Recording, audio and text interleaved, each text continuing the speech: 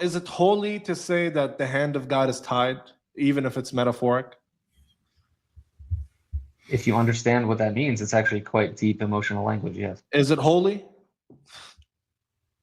It is holy, yeah, sure. It's holy. All right, man. All right, God, astaghfirullah, because al-azim, wa atubu ilayh, astaghfirullah. emphasizes that God suffers with his people. That's what why it says in the Talmud, the Astaghfirullah. Shekhinah, the divine presence, was exiled with the people of Israel when the temple was Astaghfirullah, destroyed. al-azim. This Islamic missionary cites a poem portraying God as if he were bound by chains, while his people Israel undergo tremendous suffering and pain by the hands of their enemies.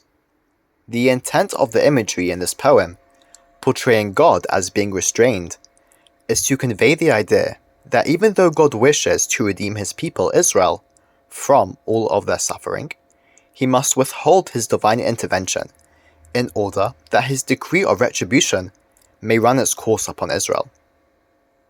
The Muslim missionary condemns these poetic statements as being utterly blasphemous and entirely unbefitting to God, when the Jew pushes back, explaining that these statements are intended to be entirely allegorical, as evident from the fact that the missionary is citing a poem.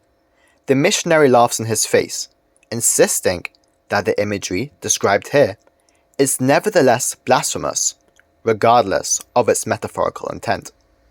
Unfortunately for this Muslim, he has become so blinded in his obsession of scouring the text of other religions in search of absurdities that he has completely neglected his own scripture, which speaks of God in a far more blasphemous and unbefitting manner, such as that his God became sick and then complained to mankind of hunger and thirst. Thus we find that this Muslim's very own text explicitly attributes limitations and blasphemies onto God, profaning his name in the very same sense in which he accuses the Jews of.